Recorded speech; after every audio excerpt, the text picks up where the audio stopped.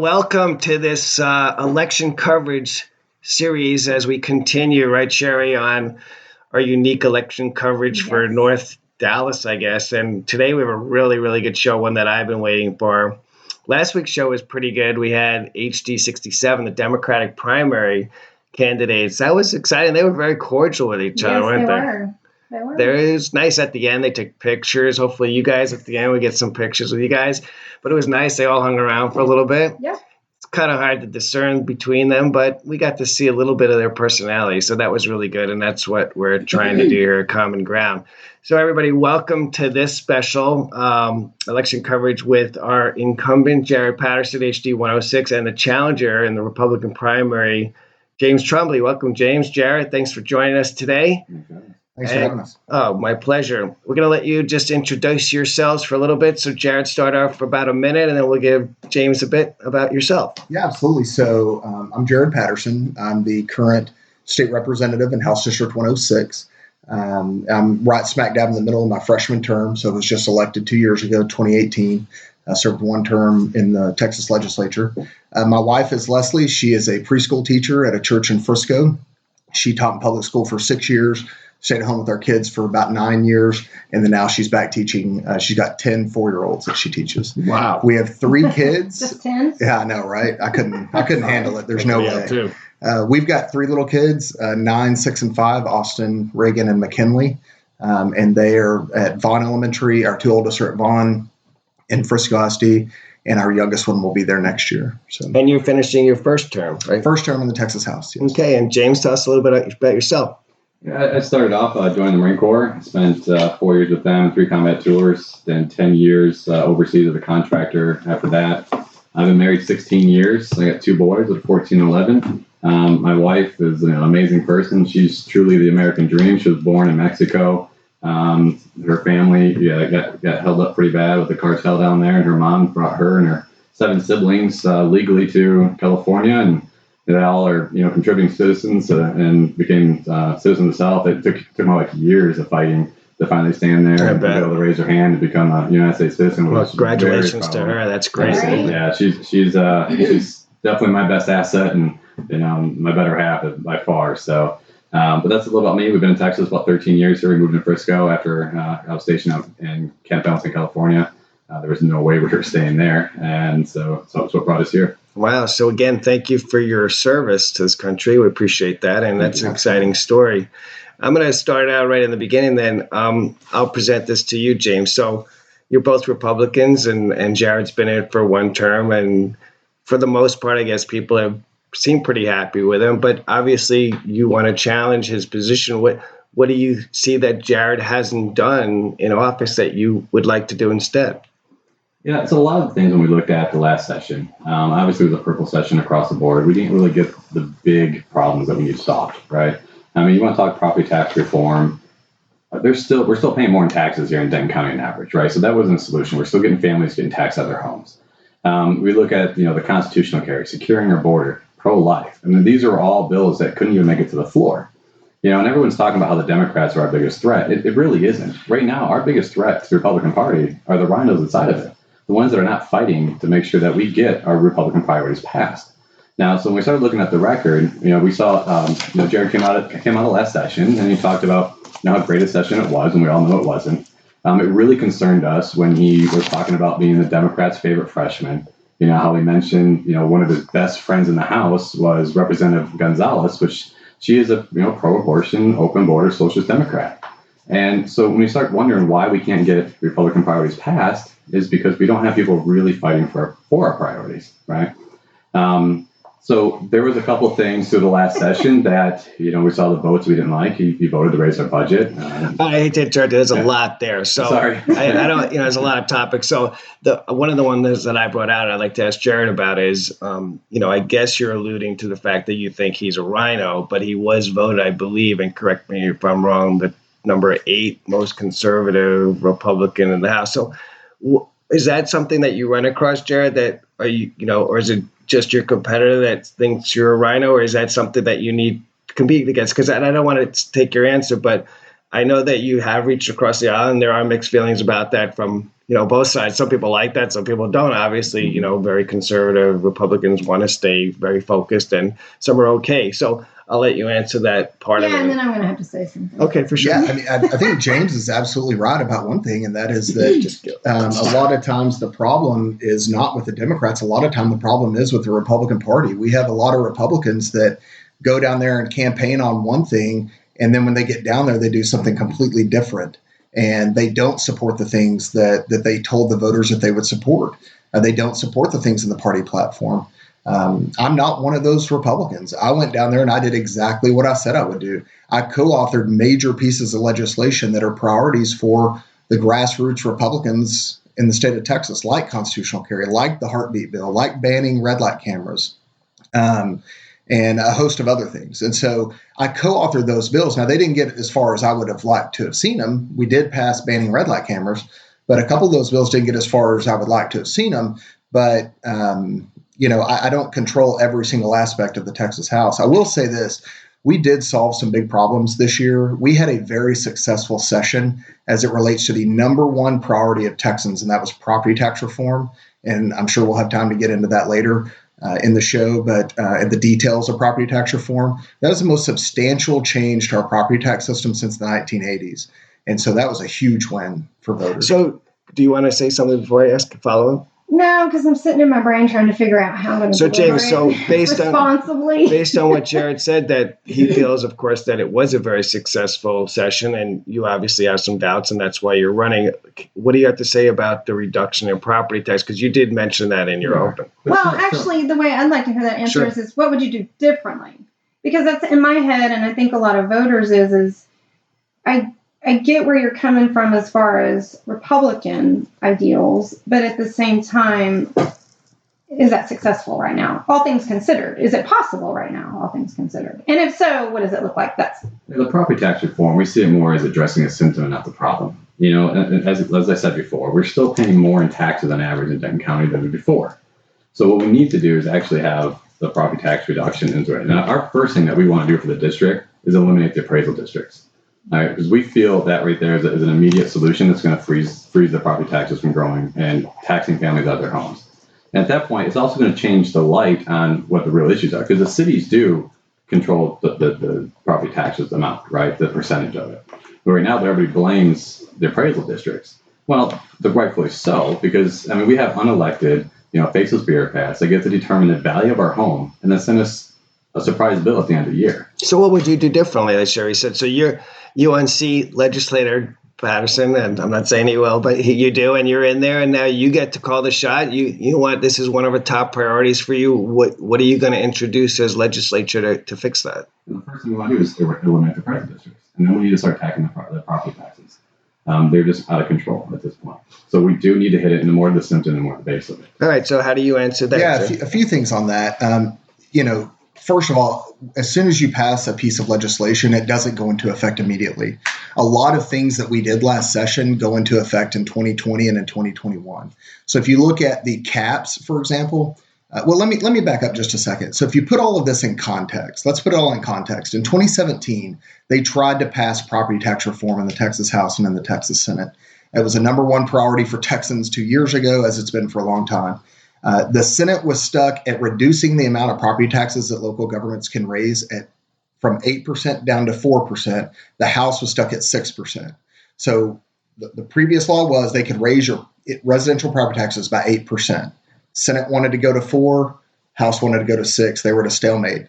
The governor actually called a special session after 2017. They still couldn't get anything done. The former Speaker of the House ended the special session without getting anything done. This session, we exceeded all expectations. We didn't reduce it to 6% increase or 4% increase. We reduced it to a 3.5% increase on cities and counties and a 2.5% increase on school districts being the predominant place that you pay your property taxes to.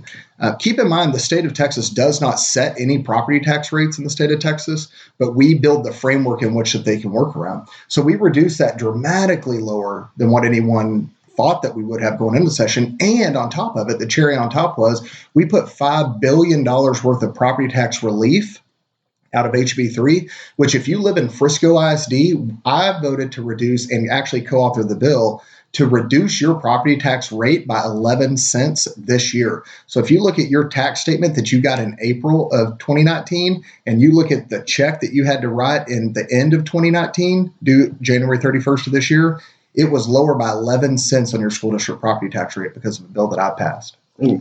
What do you have to say about that? Is everything he's saying accurate? Is there something that you would do differently? Well, the numbers there, I mean, obviously they're accurate. They're numbers. But when you're going house to house and you're talking to the actual teachers and first responders here, they're packing up. They're moving. They can't afford to stay here. And they've been here for 10 years in the district. And that's why the biggest problem, I feel, is the appraisal districts at this point. We can stop that. It doesn't, I mean, you want to cap the 3.5% and bring it to the voters, that's great. But that didn't solve the problem. We're still having families that are moving out of our district. They're moving out of Texas. Is that not somewhat a result of supply and demand? Like if there's somebody else willing to pay more for the house and someone or pay more taxes, right? Yeah. But again, it doesn't change the value of your home by eliminating appraisal districts. So when you buy your home, that's your set price. So you know what you're going to be able to budget for your family. So whether you're here 5 years, 10 or 20 years, you're still paying the same amount, right? Right. So, and then your value of home goes up. If they want to move and sell their home for a profit, great. I mean, that's what's great about America. We can do that. But the problem is when these teachers and these first responders, and they've been here for 10 years, and they're the ones that are building the city, and they can't even afford to live here anymore. Not on their own. It's not like they changed anything. They're still making the same amount of money, but the value of their homes are increasing significantly, and they're paying the tax amount on that value. And it's kicking them right out, and it's a problem. Well, look, James is not wrong about the problem. I mean, he's identified the problem, and that is that property taxes have gone up too much, too quickly, and that is a real issue for people in this district. Absolutely identified the problem. The question is, how do you solve it? And this is a major policy difference with James and myself because I don't believe in a California-style property tax system, which is what he's proposing. If you look at what they did in California, when you have properties that are, number one, valued on what you bought it for, you can have the same exact house right next door to the next one valued tremendously higher than the other one. Number two, and this is probably a difference in conservative philosophy, it's not the government's business when I enter into a private contract with another individual to sell my property. It's not the government's business to know what I sold my property for. Now, if they want to try to value that up higher, I can submit documentation to prove it. But you've got to keep in mind that all of this has to be placed in context. This issue of your appraised value going up dramatically is a newer issue in the state of Texas.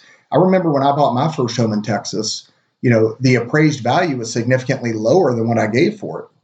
Now, and mine has always been, even here, not significantly lower, but my appraised value has always been lower than what I can sell it for. Well, absolutely. And so I don't want to, if my appraised value is lower, why would I want to have to be forced to turn over my contracts to the government and then raise my taxes up to what I actually paid for the home? So I just want to enter James. So he mentioned that's not the case. Is that the style that you... If you talk to a lot of people that actually go and fight this, right. I mean, we have a rate of over 88% of the people win, right? So at that point, that means that they're appraising their homes higher than what their homes actually sell for. Right. I mean, it's across the board. And the burden of proof should be on us. And if you want to talk about, governments being involved. Oh, I agree there. The government should be involved in taxing us out of our homes either. So there is a problem here, and that needs to be fixed. And it is a conflict of interest, and there's even corruption throughout Texas where you've seen lawsuits where the municipals are going to the appraisal districts and finding out that they're inflating the values of the home so they can create more revenue for the cities. Right. So that's a really good point. Let me jump on that. That's a really good point that he just said. There are some there is an amount of corruption at the appraisal district level. We actually had a situation here in Denton County where the chief appraiser for Denton County was the mayor of Louisville. Yeah. So you talk about a conflict of interest. He's sitting there as the mayor of Louisville hoping that home values go up. Well, step down from the mayor to go. We banned it this session. I mean, we did some appraisal district reform. This actually Senator Pat Fallon authored that bill. You can imagine got a little hot water here in Denton County because, and he doesn't represent Louisville, but he's been in Denton County for a long time. Yeah, we know, Jerry. It's wow. But yeah, so we banned that this session. But I mean, you could imagine, and then you have elected officials serving, city elected officials in some cases serving on appraisal district boards. And it's the same thing. So right. yeah. So you both it's another reactive, instead of being proactive. Right. So you're saying basically, it's just so I know your positions on it. So you're both want to do something about appraisal districts. You want to eliminate the appraisal district. And what do you want to do? Yeah, so I filed a bill last session that would dramatically slow the growth in the appraised value of our home. So I filed a bill that would average, it would be a rolling 5-year average on your home is what you would pay on your property taxes. Look, I would love to sit here and say I want to eliminate property taxes or I want to eliminate appraisal districts. The reality is that those types of changes just aren't going to happen. I mean, you've got to get your bill through committee. You've got to get the committee to hear it. You've got to get it voted out of committee. You've got to get 76 votes in the House. You still got to go through the Senate. You've got the governor to sign off on it. Major to be a fighter. Well, actually fight the bill. Well, let's hear what James has to say. But that's actually not true. I mean, what it takes someone with a mature, and I'm not saying you're not, but it takes someone with a mature sense about them to be able to build bridges and build relationships. And I think that I proved that this session. I mean, if you sit here and knock personalities of people in our own party, if you knock people personally in the other party, a lot of people have a lot of power down there to kill your legislation. Okay, so Jared's basically saying diplomacy is where he's coming from. Sure. And I've worked in the government for 10 years with multiple different government agencies, with multiple different sectors at a given time. I know exactly what it takes to build the bridges, to build the relationships, to get the mission completed. So what would you do? That's the problem. That's exactly what I do. You just got to be on it, and you have to be transparent about it. And let the people know of your district that you are fighting. This is what's going on. This is what's holding it up. Hold them accountable. Hold their feet to the fire. Don't just put your name on something and then come home and be like, well, I don't like where it went. Maybe next year. I mean, that's not the answer. We don't see people yelling from the top of the hill in Austin like these people here are holding it up. This is the problem. This is what's going on. This is the relationships we need to build. This is the person in your district that's holding this up. So let's go ahead and fight and make sure we get somebody in your district that's going to fight for us too. And I don't want to put words in your mouth. So you're saying one piece at a time, and you're part of that new group of Republicans that need to come in and really fight hard, where you're saying, and I'm not saying yes or no, that Jared is more taking of the more diplomacy route, the slower route. You would take a more aggressive route. Is that basically it? I'm a very direct person, yes. Is that pretty much summarize that, Jared? Or I think that summarizes his point of view. I mean, I definitely employed diplomacy where I could. I fought for issues like standardized testing reform. That's not an R versus D issue. That's where I talked about, building bridges with members of the other party because, I found a member of the Texas House that was passionate about standardized testing reform. I think our STAR tests are ridiculous. I think that they're not fair to teachers. They're not fair to children in our schools. We have common ground. Yeah, for sure. And I kind of wanted to shift away from talking about property taxes, and let's go into the old education conversation. Mm-hmm. All right, so we heard the word rhino dropped. I want to know if that's the case, where your thoughts are on the whole education voting, because I know Jared is being accused or things are being said, but at the same time, when you go and look at some of the reports on education, he didn't get like the shining report that he's all pro, yes, everything. So I want to know, how do I connect those dots? And also, what do you both have to say about the actual status of education in our state right now? And quite honestly, the Republican Party has kind of been leader of that little train for about 15 years now, maybe longer, I don't know. Since 2003. So me, as someone who doesn't speak party, who do I blame? Who do I go to? Who do I yell at to get it better and fix it? Who do you want to answer first? Okay, I don't care. So point. I'll jump in there. And let me just say, there were plenty of times where I fought. There were plenty of times where I was in the back hall talking to chairmen, talking to other members, fighting things. There was a ridiculous amendment on the property tax issue where they wanted to, instead of the 3.5%, they tied it to all these different metrics. It would have been so complicated you couldn't have even explained it, and it wouldn't have been a better deal. So there were fights. It's just I'm not the guy that every time the camera's on, I feel like I've got to be in front of the camera. Most of what happens there happens behind the scenes.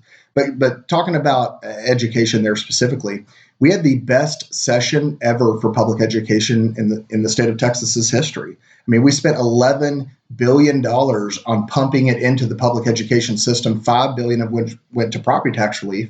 A chunk of that money was reserved for raises for our teachers, our librarians, our nurses, and our counselors. You saw more money funneled to the classroom. You saw teacher raises. You saw a significant drop in Robin Hood. This past session, 47% over the next biennium, which starts this year. A reduction in Robin Hood payments actually took Frisco out of having to pay Robinhood at all this year. They would have sent millions of dollars to the state in Robinhood. So we had a massive win for public education. I actually got 2 bills signed into law that were pro-public education bills, signed into law by Governor Abbott. I got 4 bills total out of the Public Education Committee. Someone like me who's deeply conservative but doesn't lob bombs because there weren't many conservatives on that committee. So I was able to actually navigate that committee, work with my superintendents, and get 4 bills passed through that committee. I was going to say, what does James have to say? Yeah. Well, I mean, obviously I can't speak to Austin because I wasn't there last session, but I can speak to the teachers that I'm talking to right now, and they're not feeling it. I mean, $100 a month a raise is what they're getting right now in Frisco. It doesn't even cover the property taxes that we're supposed to have, right? Prosper, the teachers didn't even get a raise. Most of this money that came down to went to fatten the walls of the builders and administrators. There wasn't specific enough inside the bills to go directly to the classroom. We still have teachers that are paying out of pocket for supplies in their kids.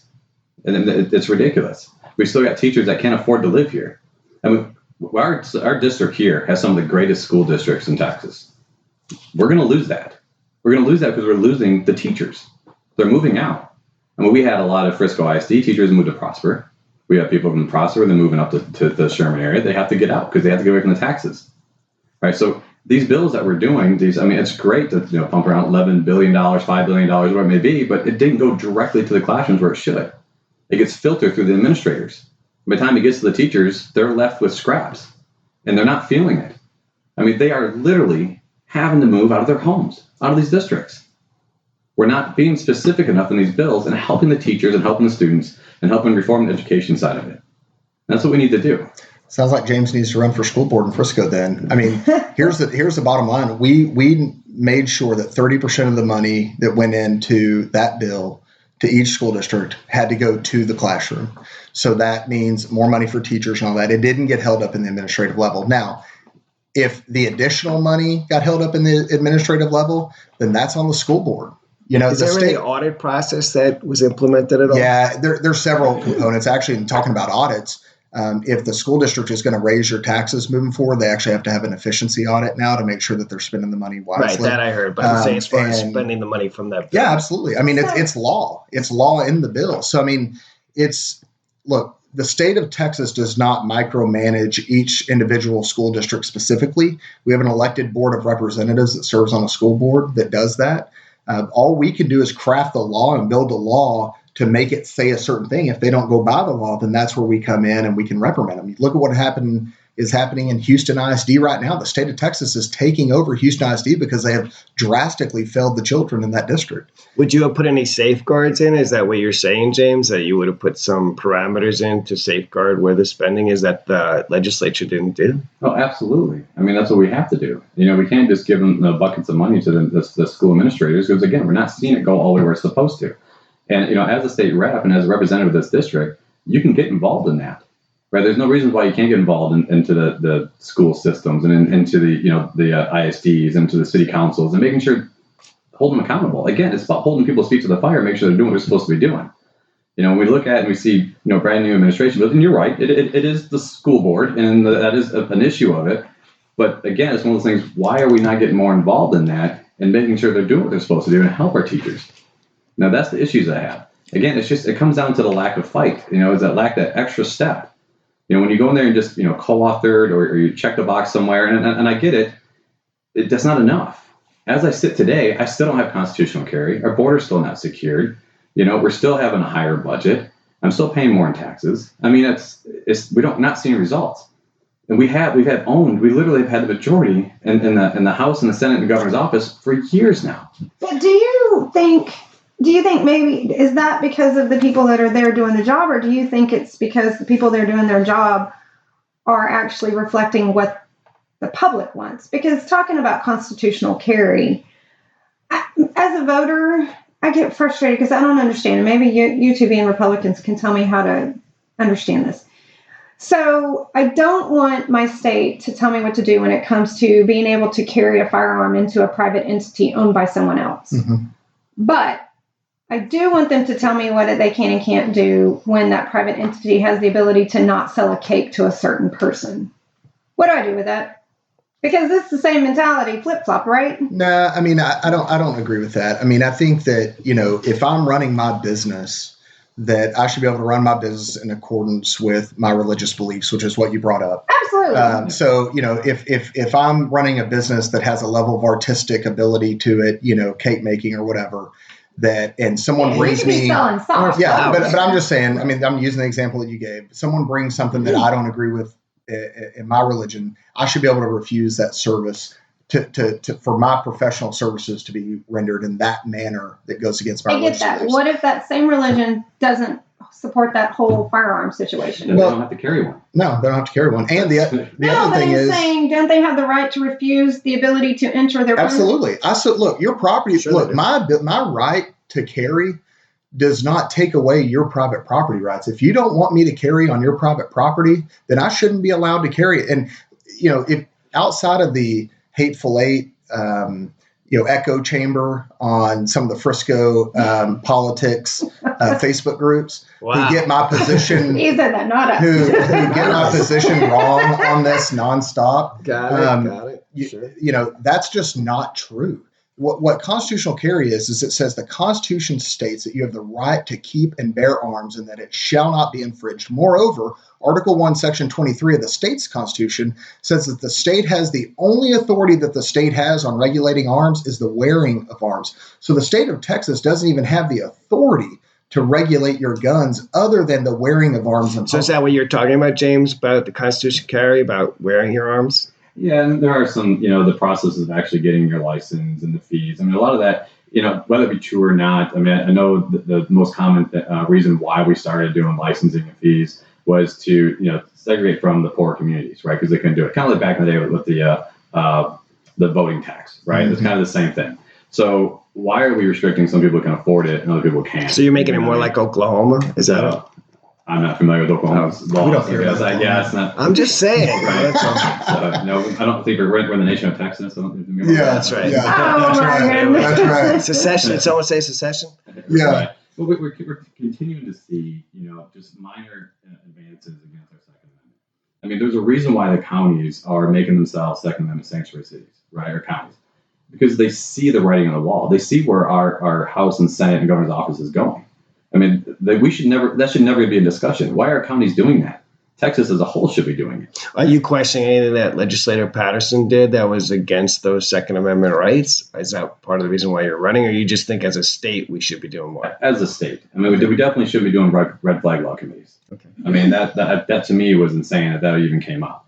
And we just continue to fight and do more for it. And what we've seen it time and time again, where good citizens that are armed save lives. That's absolutely right. And you're not, I mean, the biggest argument, criminals don't follow laws. Yeah, that's right. That's true, because if it was, then we could just make murder illegal and it'd stop, right? I mean, right. That's the point of it. And, you have these constant people that come out and try to grab our guns, and it's not going to work. And I think there's like 300 million guns in America in the first place. Like, no law is ever going to take that away. It's never going to happen. Do you think that's a result of their just need to take the guns and dislike of guns? Or do you think it's because we have babies dying in schools? I mean, I get it. I don't want to hear like, okay, well, taking guns is not a solution to, a school attack. But the reality is those are people that don't want to have to know what the solutions are. They just want solutions. Look, and it should all be a problem. It comes down to education. It comes down to education and parenting. Like my kids, take my kids for example. I mean, from the age of 3, I taught them what guns were. They knew what they were. They knew they were not a toy. They knew what they were. They respected them. So if they were found in the ditch or they went to their friend's house and they are educated on it. They understand it. Now, protecting our schools, and I know what you're getting at because I just went through this. Right? We had a supposedly a text message went out at Lone Star High School. My son goes to Lone Star, and that there was an active shooter, shots fired. Okay, that was the first text that I received, and I was a mile down the road. You bet I got back real quick. And I was there, but I could immediately tell there was no issue just by how the officers were reacting. But as a parent that's been through that does worry you. I get it. But there is security measures to it. And to me, it comes down to really back to the home. It comes back to being the parents, the discipline, the education side of it. That's what it comes down to, because you're not going to be able to protect it. Okay, and people want to fight with metal detectors. I mean, metal detectors would be the worst thing you could do for a school. So for the question for both of y'all, as legislators or possible legislator, So what do we do about the people that want to reserve the right to never own a gun, not teach their children? I mean, because I was raised the same way. I've said it 1,000 times on the show. You could put a loaded gun in the corner when I was a kid. She has said it 1,000 times. Yeah. So, but what do we do about those families that don't want that reality, will not assume that reality? You're like good people like me carry everywhere I can and protect them. Because those people, in my opinion, are our legislators. When did you start running for legislature? But I'm trying to compel here's the thing. Sherry, here's the thing. If you don't want to carry, you don't have to carry. I'm not saying you. I'm just talking to the individual that's out there on that camera that may be watching the show. If you don't want to carry, you don't have to carry. But here's the problem. The most unsafe place to be in this nation is a gun-free zone. Most of these issues happen in gun-free zones because the bad guy knows that the good guy can't. Hold on, let me finish. Here's the other aspect of that. We passed 10 pro-Second Amendment bills this session. We didn't get the holy grail of constitutional carry. The representative that filed that bill pulled it, and we didn't get it. I believe that it was traded to pass the ban on red light cameras. But the bottom line is that we passed 10 pro-gun bills, including the bill. Did you see what happened in that church in White Settlement when that man took that guy out? Now, that bill was passed in 2017. That was a Matt Rinaldi bill that allowed churches to have their own security staff. But did you see the other members of the congregation that pulled their guns out? That was a bill that we passed. That was a law that went into effect September 1st of last year that we passed this past session that I voted for to allow any churchgoer to carry inside of a church. That's why those things are stopped.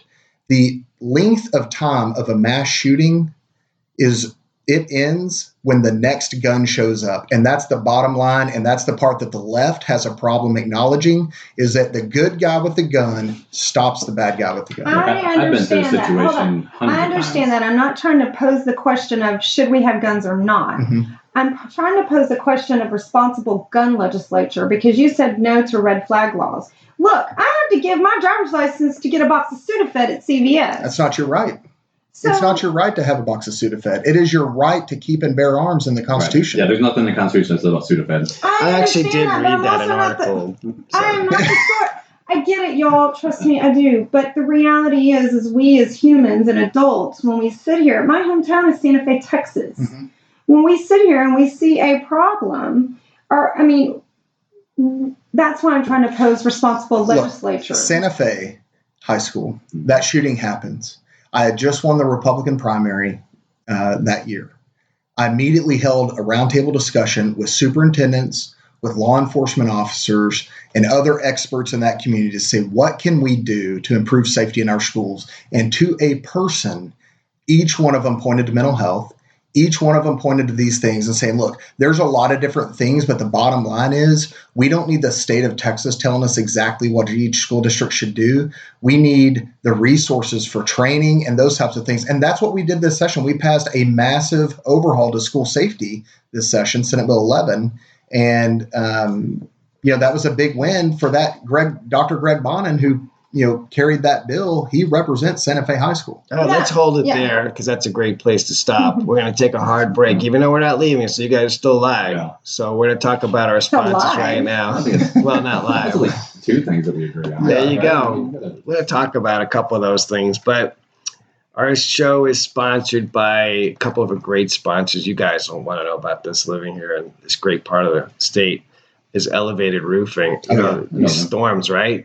James Honeycutt, those guys? Mm-hmm. Oh, they're pretty active, too. Yeah, they're good guys, strong in their faith. They work well in the community. They're everywhere. Yeah, so they're one of our premier sponsors. They actually came with us the first show. Then we did a little pitch for them, and they go, we love everything that you're saying. We're all in. Yeah. So there's a lot of people that scam that whole roofing system. And these guys, their integrity is top notch. It's definitely something. See, Sherry, I told you. You think I'm just lying. You want to talk about Oklahoma? Fleets of people from Oklahoma come after a hailstorm. I know. So you can tell they don't have all their teeth. So you turn those away.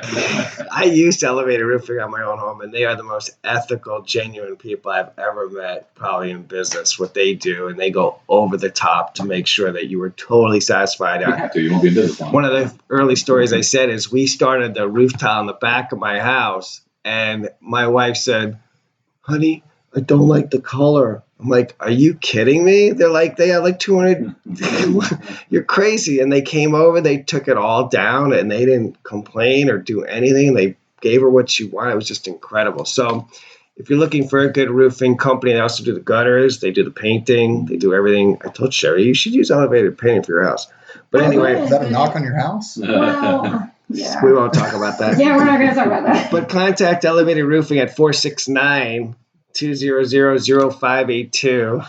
Tell them Common Ground sent you at 469-200-0582. And then Sherry's going to talk about Bell and Sparrows. Bell and Sparrow is a faith-based nonprofit entity. What they do is they find women who are struggling for various reasons, whether recovering from incarceration or addiction or, any form of abuse. And they take ladies and they bring them in and they help them, support them, lift them up, teach them a trade, help them learn to make something and sell, to support themselves. But I'm very excited. They have a new thing called Host an Event. And it's really cool because the two ladies, Lindy and Tiffany, they will literally come into your home or your work or your church, and they will help you be organized to be able to give back and to support. Like people like me that I'm really good and I want to do, but I just don't have the management brain. They'll actually do that. You can reach out to them and they'll come in and they'll help lead you in your group into facilitating. And then they also have Stella's Projects, which is a new thing where they're teaching trades on consumables. So the ladies that they help learn how to make and produce consumables such as the honey and sell that to the public to support themselves. They have their own bee farm? I think so. I haven't been able to figure it out, but yeah, there's video of Lindy harvesting the honey. It's really actually cool. And for our audience to know, they don't pay for their own sponsorship. They actually have an anonymous donor because they don't want to take out of the funds from the charity. Oh, that's a really nice charity, and it empowers women, especially those in need. And if you're interested, audience, please go to their website at bellandsparrows.org. That's BELL and sparrows with an S at the end.org. And our last sponsor, before we get back to this great discussion, is Brace Humanity.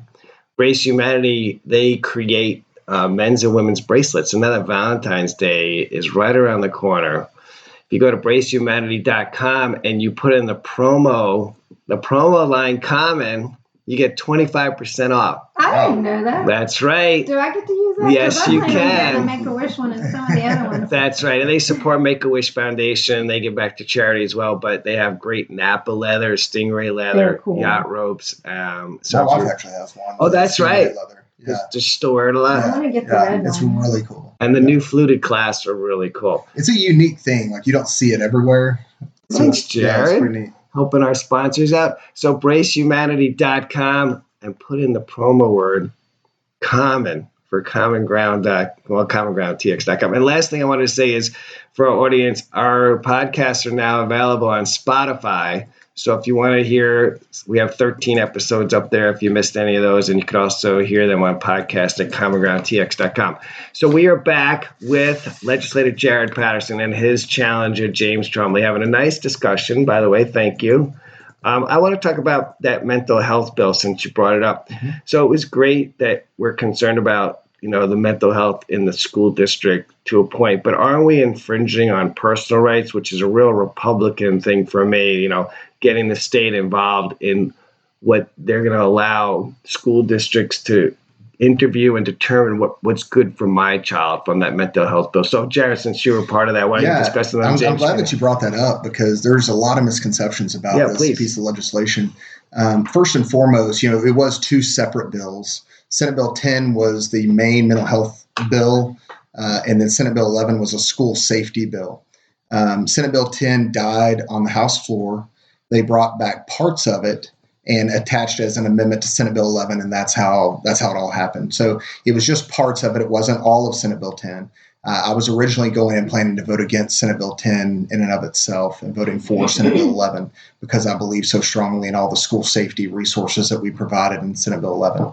As it relates to the school, the mental health thing, keep in mind that it is illegal for anyone to diagnose or to treat your child in the state of Texas for anything outside of an emergency.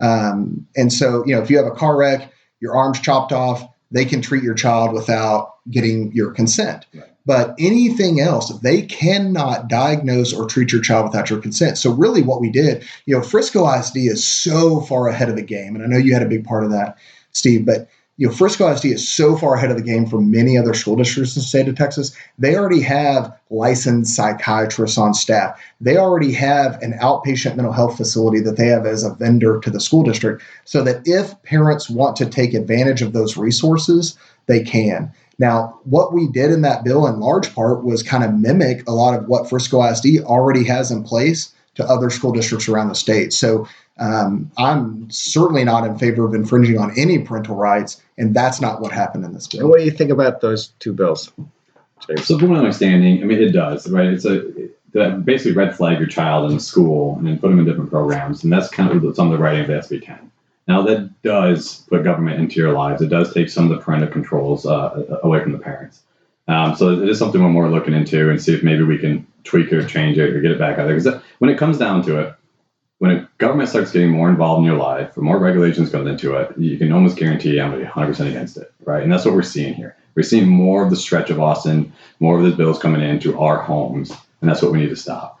Now, I think they're still working out some of the kinks on it, and people are still trying to understand completely what it's going to do. And it was a mess because SB 10 was a huge bill, and then it got chopped up, like he said, and pushed into SB 11. I think that's how they were able to get it passed, was because they needed certain things in there.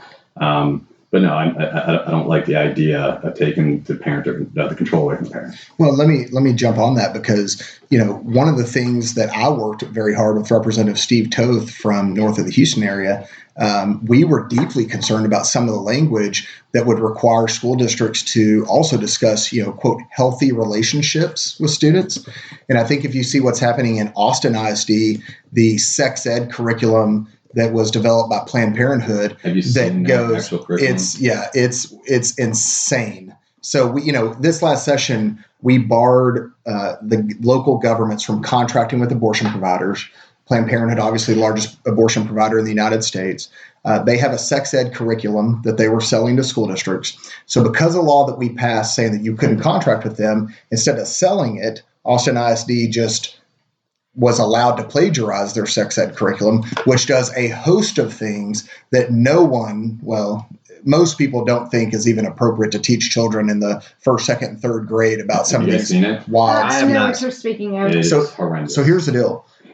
We struck language out of Senate Bill 10 that said that about school districts talking about healthy relationships between students, because we didn't want some of that stuff to creep in there. So, a lot of times I feel like people are very well intentioned and they look at a bill and it scares them, and it scares me too. But you have to follow that bill all the way through the process, through every single change that it undergoes throughout the legislative process, and then judge us by what the end result of that bill is. And you want to add to that, James? Yeah, I mean, it's just things just like this, and then not protecting or bringing stuff into schools is the reason why we got so many families going to homeschooling. I mean, there's about 3 million families in Texas that are homeschooled right now just because they're scared of the ISD. Well, yeah, we're going to talk about... That's not only why. Well, the curriculum, I think, scares a lot of people. I do think that's some of it, but no, some of it is because our schools have no ability to control what's going on, because there's some that's what I mean. BS policy and garbage. The STAR testing and test to a standard, and so that was curriculum, and here's this sex ed, and we get told, and instead of just teaching our kids what they're supposed to. And that's why, I mean, I have a lot of friends that have that are homeschooled. They take their kids out. So what would you do, James, to change that? If you ask me as a parent what I think the biggest problem that our schools are taxed with, it is not going to be what they're teaching my kid in sex ed. It is going to be why on heaven's earth can a proper, responsible teacher not handle a true problem in the classroom? And the reality is because that child has rights. I mean... Well, the reality is that teachers have been stripped of all their authority. Exactly. My mom taught school for 38 years, all in public school. My wife taught 6 years. Both of her sisters, both of their husbands, all teachers. Exactly. So what does that look like, guys? Because we're sitting here talking about... we're sitting here talking about how government shouldn't be going into the classroom. How do we get them the help that they need? I'm not necessarily against that, but what does that look like? James, why don't you tell us what you would do to fix that? That goes back to the ISD boards.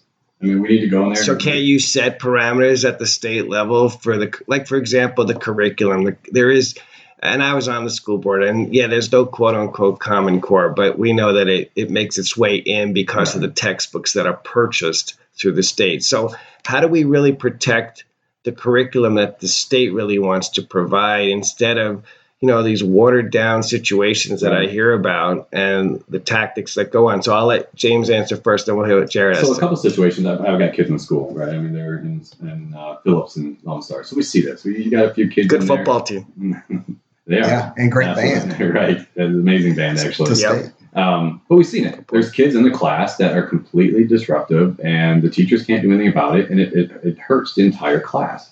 And the reason why they don't do it is they're afraid that the teachers themselves are going to be reprimanded for saying something. So it's almost like we need to do like a whistleblower, law for them to protect the teachers for when they actually do, say, hey, this child is a disruptor to the class. This is what they're doing. We need help for it. And that she doesn't get, or he or she doesn't get reprimanded for it. I mean, the teachers are scared to say anything about some of the students. And how would we change that in Austin?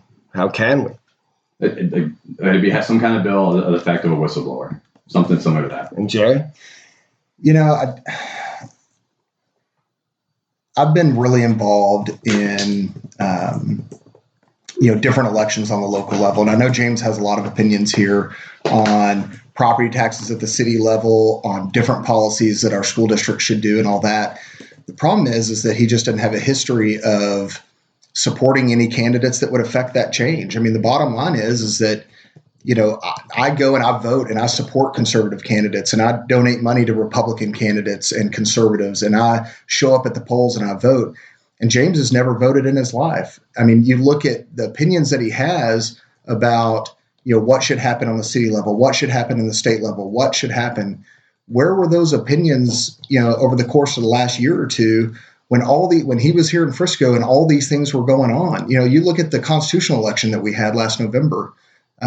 We had the ability to ban a statewide income tax in the state of Texas, a bill that I co-authored in the Texas House. And, it was, there's opportunities to have input, and he's running for office now, and that's wonderful. That's a great freedom that we have in this country that he fought for, and I respect the heck out of your service to our country.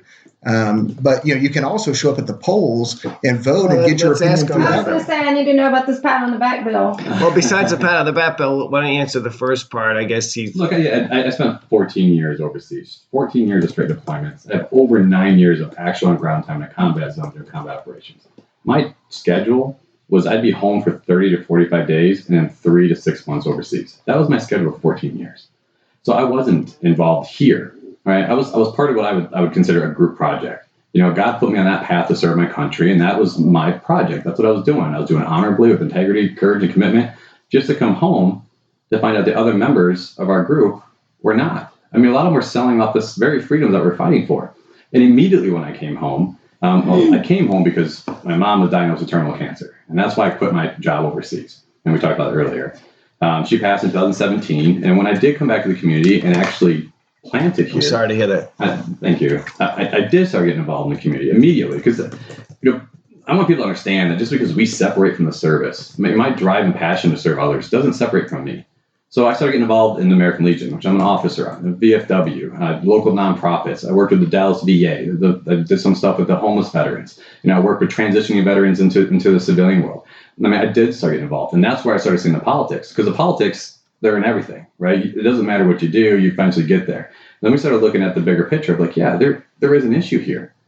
We have a problem, and we need to continue to fight and make sure we continue to grow and do what we need to do here. And so that's what threw me into this race in the first place. I did get asked by quite a bit of constituents to run against Jared. And there was a series of events that happened that caused that. Which ones? So the process, the construction bill was a big one. Okay. Right. And I know he probably wish he could take that one back. Given the power to Austin to control the local government is something we never want to do. Comes back from the last session, and he was trying to. I want to talk about the construction bill because that was on my list too. But what's the other one that you wanted to you were asked? There's a list for it. If you want to pause. Well, the top two, because we only have an hour, so. We technically only have 25 minutes. Right.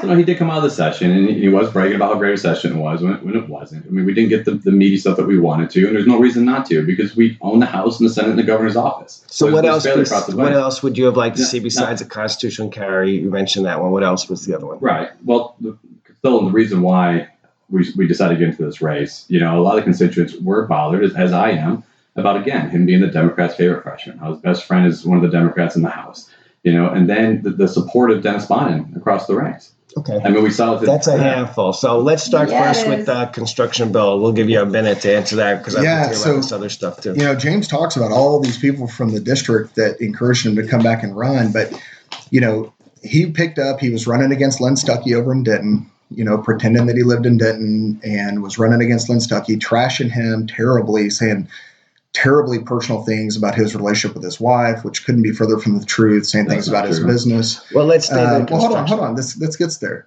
So he's running against Lynn Stuckey for 3 months, and the lady that's funding his campaign yanked his chain and put him back on me in my race. And how I know that is that despite breaking Texas ethics laws and not filing his report on time, we did ultimately find out 2 days after the deadline that, a couple of weeks after he files against Lynn Stuckey, $12,500 from one donor funding his campaign. 2 weeks after he switches races to me, $25,000 from the same funder. In fact, 82.4% of the money that James has raised is from one personal donor that does not live in the district. So when he says all these people from the district asked him to come back, he was talking about Frisco at the time. It's like, well, there's no endorsements from any leadership in Frisco. There's 1 or 2, I think, campaign contributions from the district on his finance report. I was going to say that's a lot. James needs Go to ahead, James, respond to that. Is it true that you were running against Stuckey and then came back? He was absolutely the first campaign, and to defend Stuckey, that's horrible. He's got a worse record than Jared does. So I mean, if you want to. But I mean, just answer what he said. Is that right? So the process, what happened is when that was before the whole bond stuff broke out. Right. So when all the bond and stuff looked out, and we saw that, Jared's one of the biggest supporters, and he defended him all the way through. We didn't condemn his actions until after Bond announced he wasn't seeking re-election, which we know his office called your office. So we know that. And so then we started getting calls and like, James, we got to run here. This is you lived here for 13 years. This is a better district. This is your backyard. This is what's going on. So I was about 50-50 on that because, again, we have a lot of rhinos in the house that we need to get rid of. Right. I mean, it is across the board. And I'll bring up the phone call. I mean, the second that I have an elected official call me and try to intimidate me to silence another freedom-loving American who is also a veteran, that's unacceptable. So the bottom line is you switched to run against Jared because of the Bonnen situation. Yes, that was the big part. Okay, go ahead. Answer the Bonnen situation, Jared. So I think it's pretty telling. His political team got together and said this is a better district to run for. So, a lot of candidates do that. Well, yeah, but I mean, he's seat shopping. Sure. He's going to run over here, then he comes back to run over here, trying to get in the Texas House. Look, I never defended Bonnen publicly one time at all. I said that we had a great session. He was obviously the speaker of the session. He was the smartest person in the room, and that you'd still support him as the Speaker of the House. I did, and that was all before the tape came out. Look, I released a series of statements, the first of which was right after the Republican House caucus met down in Austin. I released 2 or 3 statements. What's funny is that, when James was running against Lynn Stuckey and trashing Lynn Stuckey, he was still doing stuff in Frisco. So I was like, this is kind of weird. We had met for coffee one day after he announced that he was running against Lynn Stuckey, and I was trying to fill him out, see, what he was running for and why and all that kind of stuff. And then I'm speaking at the UND College Republicans meeting over in Denton. And I noticed James kind of sitting there with his... He thinks I recorded the meeting. With his phone, like, sitting on his... Like, who sits with their phone like that? So, I make a little joke about... I just record it. Is anyone recording this? Because, the Bonnen thing. So I make a little joke about it. And then, he fumbles with his phone. And so then the next week, his campaign consultant's coming after me on Facebook. And so I'm like, well, this is weird. So I call James. I'm like, hey, man, are we good? Like, you're filming me at a meeting. Your campaign consultant's which doesn't happen. Your campaign consultant's coming after me on Facebook. Now, Sherry, you and I have had pretty large disagreements in the past. Oh, that's putting it nicely. Have I ever tried to intimidate you? Would you say? No. I mean, that's a big risk, me putting that in your hands. But yes, here's the deal. Because if you had, I'd call you right out. James is a Marine. They have written articles. You intimidated me. I said that you had attempted to, the way your voice was. It was like one of those things where you forget to take out the trash and your wife's about to yell at you, but not quite there. That was the tone of the discussion. And to tell me that I don't need this BS on my page, I blocked him and deleted him, which is another one. You continue to block people off your page who just give you any kind of pushback, which is ridiculous. You can go on there and look at comments right now. But listen, somebody's campaign consultant coming after me on Facebook, that doesn't happen. He said that you're a little late to this show because Dennis Pond already announced he wasn't seeking re-election. That's what he posted on his Facebook, and that's what got him all hyped up about it. Because it was his consultant, Can I not ask both Joe of y'all? Blow. It just doesn't give you the right to call somebody and try to do that. Do you That's think ridiculous. the average voter and those teachers and firefighters you're talking about, do you think they even know who Bonin is and No, what that's he the did? thing. Even his own district, only like 32% of the people in Bonin. And that's the thing. That's kind of my point, But that's the boys. mentality, though. That's the career politician mentality that is destroying politics and spinning Texas out of control. That's the issue. Yeah, And it goes through the voting side of it. It goes through what he's been doing. He has other people call, people who support me, to try to either shame them or intimidate them to switch back. Isn't that really part of the game, though? And I'm not saying whether you did it. I would never. When do that. I'm not saying you would, but when I ran, people would try and talk me out of it or try and get me to do certain things. I mean, that's just the political atmosphere. I'm not saying he did or he didn't, and I don't condone it. Right. But I'm saying I believe from what I've seen that it happens. Okay, I'm not saying he should have or shouldn't have. I'm not saying he did or he didn't. Believe it is a but fact. It happens From all the time. everybody, all parties. And on the other all side of it, things. Jared, I mean, a lot of candidates look around to see the best window they can step in to get into the political scene too. So Absolutely. No, that's 100% true. I think it's weird. It's like, I've never heard of anyone in the state running against another state rep, trashing him, and then running against, I mean, even if he did win, he claims all these things that he's going to get done, yet he doesn't believe in building bridges. He doesn't believe in working with anyone. He's trashed Lynn Stuckey. So Lynn Stuckey's whole crew, they're not going to work with him. My crew's not going to work with him. I mean, I was able to go down there and navigate a very complicated process, be the 8th most conservative member of the Texas House out of 150, pass 4 bills into law. But I did read that. Is there someone that's the turtle in the race? I mean, 8th place is a participation trophy. How, and in that kind of session, that purple session, how are you not at least 1 or second? I mean, how many crazy. Republican legislators are there? Freshmen, actually. So as a I don't know how many Republicans were there. There's 150 members of the House. There's 83 Republicans. So he's in the top 10%. I'm in the top 5.3% of Republican members in terms of my record. Now, look, he wants to minimize co-authoring bills, joint authoring bills. Well, I don't think he said that either. Yeah, and he said you can sit there and co-author a bill or push a button. The thing is, that's putting your name on the line, your reputation on the line. That's fighting back. I voted no 621 times on the House floor. 621 times I went against leadership. I went against. But that's doing your job. And I did my job. When I go into I mean, that's why this is answer. That's why this is in my world. When I go into a house and I shoot 100 rounds, I don't get a trophy for the 99 rounds I hit the target. I'm accountable for that one round that I miss. That's what I'm accountable for. So all those votes of doing the right thing, that's not something you should get awarded for. That's your job. It's the wrong ones. It's when you vote to raise our taxes, vote to raise our budget, vote to the Democrats' favorite freshman. What tax did I vote to increase? You don't remember that when you were in the city council? Yeah, funny. You're talking about in the state house, I voted to raise taxes? You voted to raise taxes when you were in the city council. I voted to implement a bond package that the voters approved. I was constitutionally obligated to vote to raise taxes. So you voted to raise taxes, voted to raise the budget. Okay, so wait, voted let me to ask take you control away from the local government and give it to Austin. That's not true. Where did I take construction bill?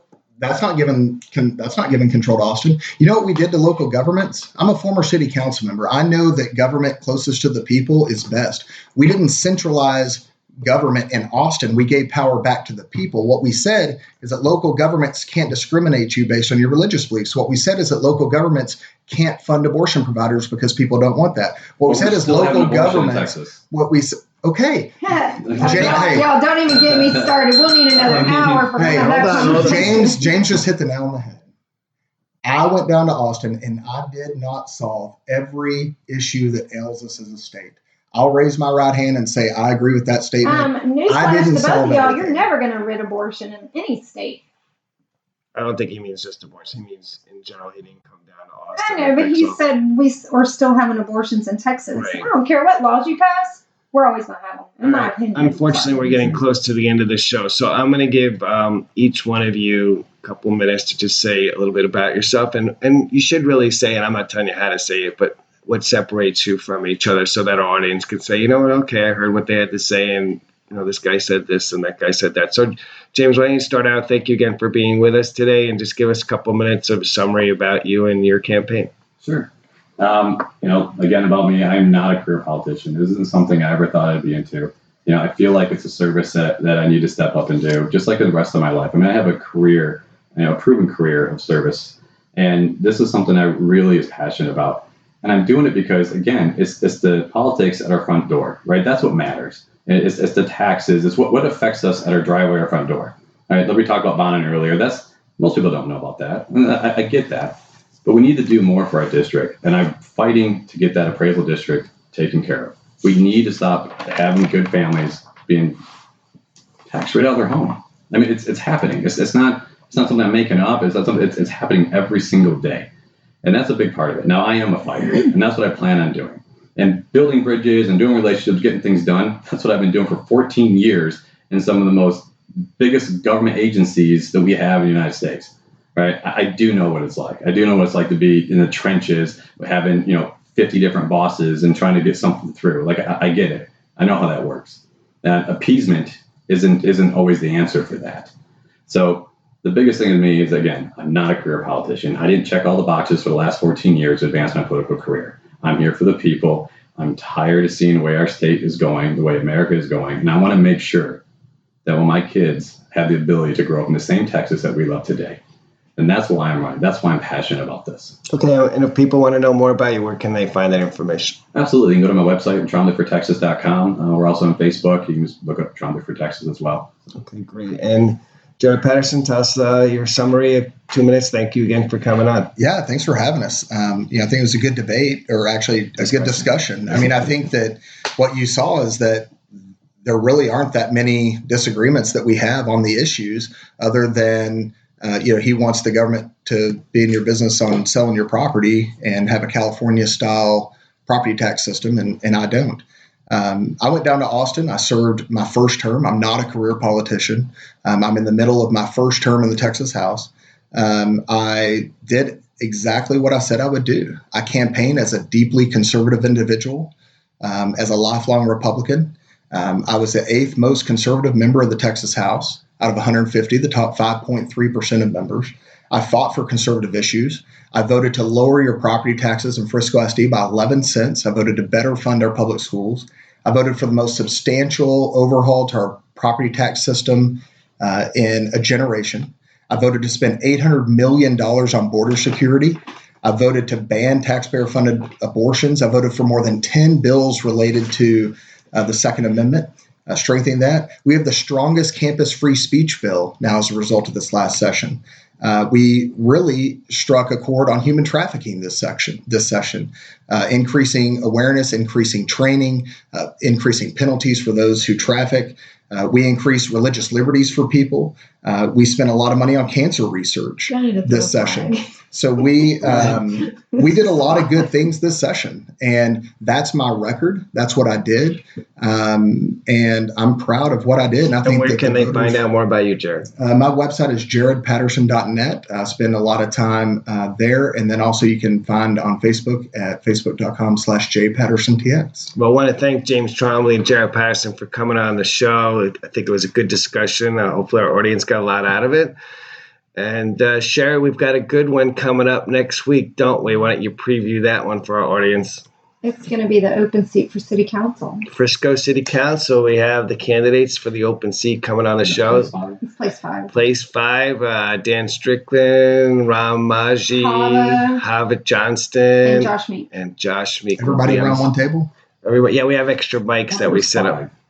I think there is. We haven't found them. But we're trying. Yeah. If that person sees this video, if you hear Sherry Salas or noskin.commongground@gmail.com. So thank you, everybody else, for listening. Everybody have a great day. God bless. Everybody take care. Thank you. Bye now.